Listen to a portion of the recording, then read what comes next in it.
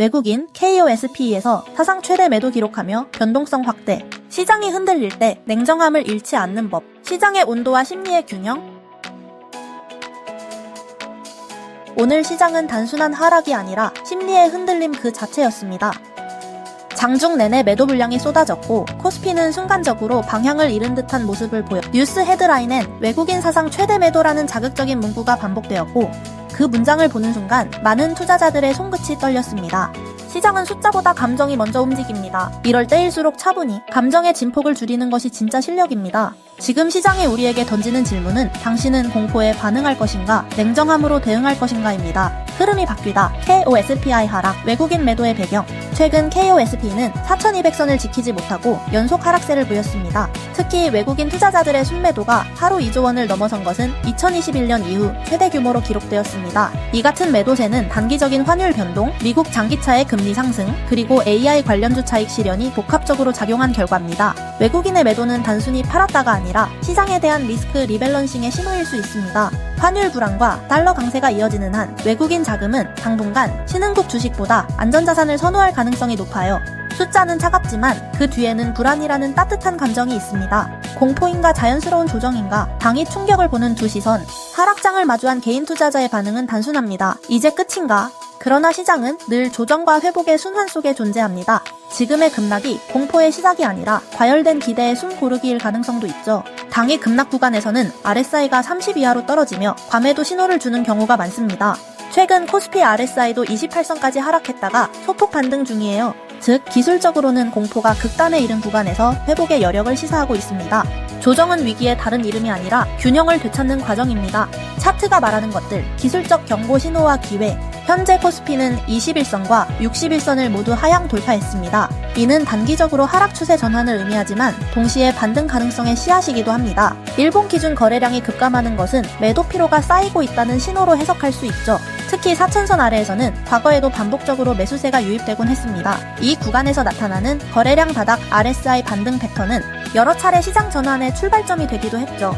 차트는 숫자가 아니라 수많은 감정의 흔적이 그려진 지도입니다. 심리적 지지선, 4천선 부근의 의미. 심리적으로 4천선은 많은 투자자에게 마지막 방어선처럼 느껴집니다. 이 구간이 무너지면 불안감이 폭발하지만 동시에 여기서라도 버텨야 한다 는 본능적 매수 심리도 강해집니다. 이는 단순히 기술적 지지선이 아니라 투자자 집단 무의식이 만들어낸 심리의 벽이에요. 실제로 지난 3개월간 4천부터 4,050 구간에서는 기관과 개인의 매수세가 꾸준히 유입되었습니다. 즉 숫자 뒤에는 희망을 지키려는 심리가 자리하고 있는 셈이죠. 시장의 심리적 지지선은 선이 아니라 사람들의 믿음으로 그려진 곡선입니다. 업종별 흐름 속에 숨어있는 균형, 테마별 차별화. 모든 섹터가 하락한 건 아닙니다. AI 반도체, 통신 장비, 그리고 일부 2차전지 소재주는 여전히 강한 수급을 유지하고 있습니다. 특히 최근 메모리 가격 반등과 AI 서버 투자 확대 소식이 반도체주를 방어해주고 있죠. 반면 금융 소비자의 업종은 금리 상승과 내수 둔화 우려로 약세를 면치 못했습니다. 이처럼 시장은 전체적으로 흔들리지만 그 속에서도 생존 섹터는 존재합니다. 폭풍 속에서도 중심을 잡는 업종이 있습니다. 거기엔 돈이 그리고 심리가 모입니다. 수급의 진짜 의미, 외국인과 기관의 움직임. 사상 최대 매도라는 문장만 보면 패닉처럼 보이지만 세부 데이터를 들여다보면 다릅니다. 외국인은 삼성전자, SK하이닉스 같은 대형주 중심으로 매도했지만 반대로 일부 중소형 AI 관련주는 순매수세를 유지했습니다. 즉 전체적으로 시장을 떠난 게 아니라 자금의 재배치가 진행된 겁니다. 기관 또한 일부 포트폴리오를 바꾸며 유동성을 확보하는 움직임을 보였죠. 이는 당이 불안이 지나면 다시 재진입할 가능성이 높다는 뜻이기도 합니다. 매도는 도망이 아니라 다음 기회를 위한 전략적 후퇴일 수 있습니다. 중기 시나리오, 조정 이후 회복의 조건들. 시장이 회복세로 돌아서기 위해선 3가지 조건이 필요합니다. 첫째, 금리 안정화, 연준의 긴축 종료 신호가 명확해져야 합니다. 둘째, 환율 안정, 원달러 환율이 1,400원 아래로 내려와야 외국인 자금이 돌아옵니다. 셋째, 심리 회복, 거래량이 늘며 이제는 싸다는 공감대가 형성되어야 합니다. 최근 몇 주간 거래량은 점진적으로 늘고 있고 일부 테마에서는 상승 전환형 캔들이 관찰되고 있습니다. 이런 작은 변화가 결국 시장 전환의 불씨가 될 가능성이 있죠. 회복은 언제나 조용히 시작됩니다. 떠드는 사람보다 준비된 사람이 먼저 알아챕니다. 투자자가 기억해야 할 핵심 메시지. 지금 같은 시기에 가장 위험한 건 감정적 매매입니다. 뉴스 속 공포에 반응하기보단 자신의 매매 계획을 점검해야 합니다. 기술적 지표는 참고서일 뿐 결국 시장을 이기는 사람은 심리를 통제하는 사람이에요. 손절의 기준, 분할 매수 타이밍, 현금 비중 관리 이 3가지를 지켜야 어떤 시장에서도 생존할 수 있습니다. 시장은 흔들려도 당신의 원칙은 흔들리지 않아야 합니다.